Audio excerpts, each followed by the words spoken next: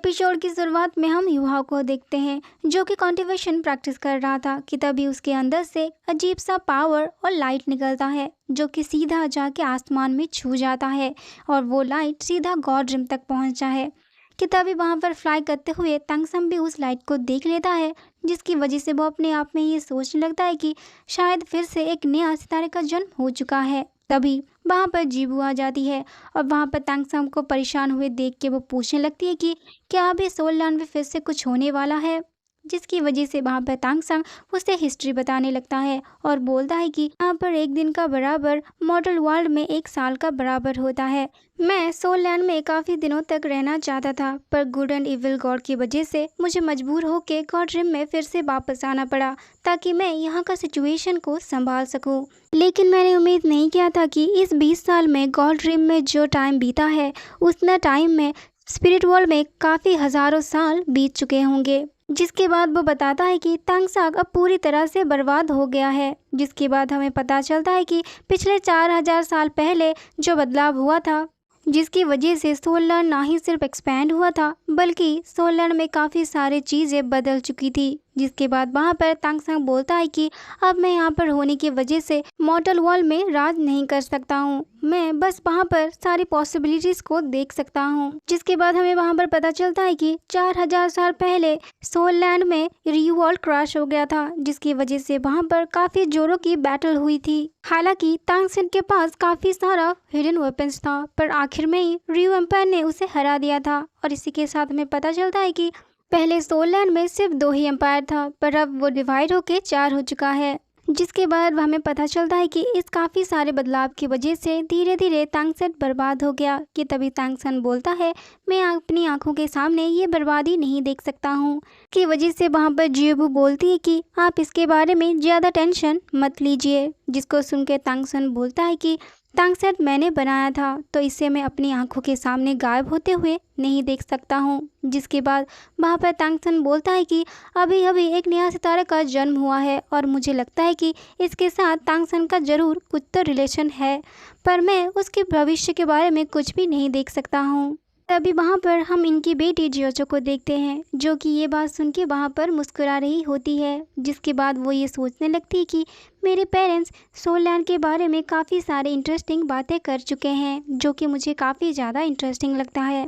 और दूसरी सीन में हम देखते हैं कि वहाँ पर एक काफ़ी ज़्यादा मिस्टीरियस सा बंगले को दिखाया जाता है जहाँ पर कि 2 सोल्जर्स पेट्रोलिंग कर रहे थे। और इसी बीच हम वहाँ पर युवा को देखते हैं जो कि उदास होकर वहाँ पर खड़ा हुआ था कि तभी वहाँ पर वो दोनों सोल्जर्स उसे देख के उसके पास आते हैं पर तभी उनमें से एक सोल्जर की आंखें युहाओ की डैगर पे पड़ता है। जिसकी वजह से वो पूछता है कि आप तो यंग मास्टर है ना। जिसकी वजह से वहाँ पर युहाओ बोलता है कि मैं आप लोगों का कोई भी नहीं हूँ और मैं यहाँ से जाना चाहता हूँ। जिसकी वजह से वो दोनों उसे रोकने लगते हैं और बोलते हैं कि आपको तो पता ही है इस मेंशन का काफ़ी ज़्यादा रेपुटेशन है तो आप इसे ऐसे ख़राब नहीं कर सकते हो। जिसकी वजह से वहाँ पर युहाओ काफ़ी ज़्यादा गुस्सा हो जाता है और अपनी आई टेक्निक का इस्तेमाल करके वहाँ से गायब हो जाता है। इसके बाद हम दूसरी तरफ ड्यूक को देखते हैं जो कि अपने सारे सोल्जर के साथ वापस आ रहे थे पर वो काफ़ी ज़्यादा चिंतित लग रहे थे कि तभी उन्हें लगता है कि वहाँ पर युहाओ है। जिसकी वजह से वो चेक करने लगते हैं पर वहाँ पर सच में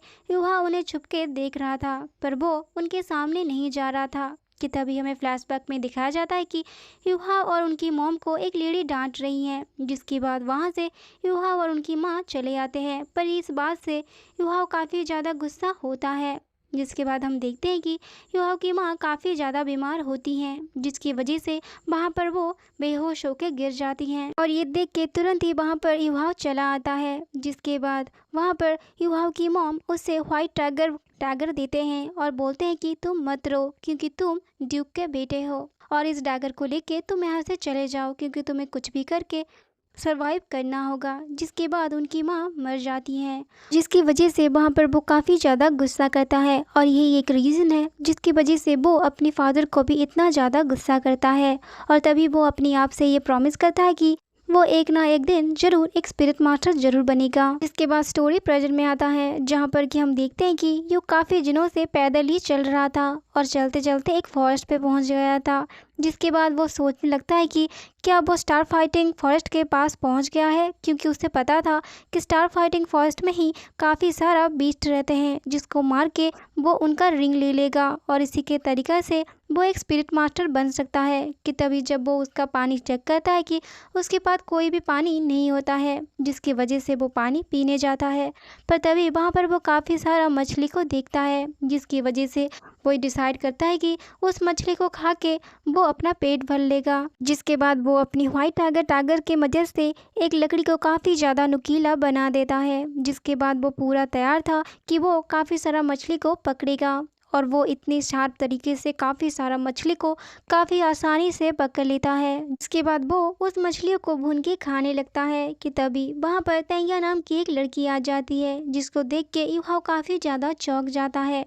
कि तभी तेंगिया बोलती है, क्या तुम इस मछलियों को मुझे बेचना चाहोगे?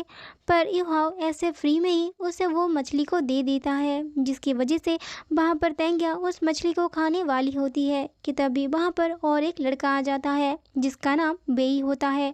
वो तेंगिया से बोलता है, ये मछली उन लड़के का है, वो नहा खा के तुम्हें अपना मछली दे दिया है, पर पहले उसे ये मछली खाना चाहिए।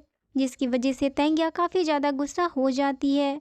पर तभी वहाँ पर यूहाओ बेई को एक मछली देता है, जिसकी वजह से बेई बोलता है कि तुमने अब तक कुछ भी खाया नहीं है। पर तभी यूहाओ बोलता है कि तुम इसके बारे में कुछ मत सोचो, बस खा लो। जिसके बाद वहाँ पर वो थोड़ी देर बैठते हैं, पर तभी हम देखते हैं कि तेंगिया को ये मछली काफ़ी ज़्यादा पसंद होती है, जिसकी वजह से वो वहाँ पर खुशी से झूमने लगती है। उसके बाद यूहाओ थोड़ा सा टाइम उन लोगों के साथ बिताने के बाद वहाँ से जाने लगता है, जिसकी वजह से वहाँ पर बेई पूछता है कि तुम यहाँ से कहाँ पर जा रहे हो? पर तभी वहाँ पर यूहाओ कुछ भी जवाब नहीं देता और वहाँ से चला जाता है। पर तभी वहाँ पर तेंगिया काफ़ी ज़्यादा परेशान होकर बेई से पूछती है कि क्या वो स्टार फाइटिंग फॉरेस्ट पे जा रहा है, क्योंकि वो काफ़ी ज़्यादा मिस्टीरियस सा जंगल है। जिसकी वजह से वहाँ पर बेई बोलता है कि शायद उसके पास सोल पावर है, जिसकी वजह से वो सोल रिंग लेने के लिए वहाँ पर जा रहा है।